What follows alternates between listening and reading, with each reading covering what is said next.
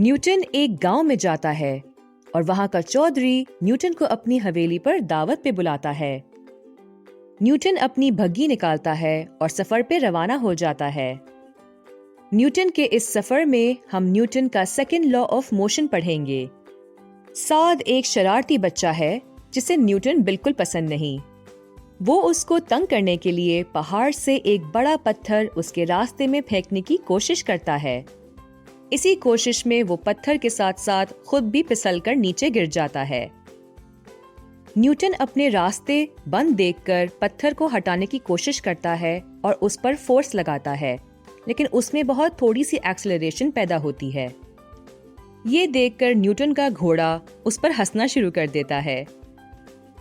Newton اس کو کہتا ہے کہ اگر تم اتنے طاقتور ہو تو تم آ کر اس پتھر کو ہٹا دو۔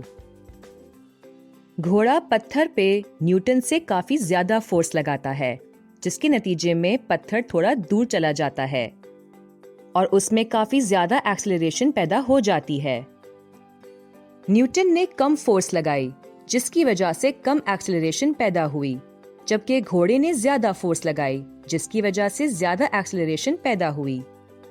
اس سے یہ ثابت ہوا کہ فورس ایکسلریشن کے پروپورشنل ہے۔ یہ دیکھ کر گھوڑا اور نیوٹن آپس میں لڑنا شروع کر دیتے ہیں۔ سعد، جو یہ منظر چپکے سے دیکھ رہا ہوتا ہے، ایک جادو کرتا ہے اور دونوں کو پتھر کا بنا دیتا ہے تاکہ دونوں آپس میں لڑنا بند کر دیں۔ سعد اب نیوٹن کو بڑے آرام سے دھکا لگا کر 1 میٹر دور کر دیتا ہے۔ یہ آرام سے دور اس لیے ہو گیا کیونکہ نیوٹن کا ماس کم ہے، جس کی وجہ سے کم فورس لگائی گئی۔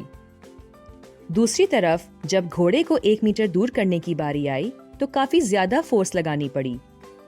یہ اس لیے کیونکہ گھوڑے کا ماس زیادہ ہے۔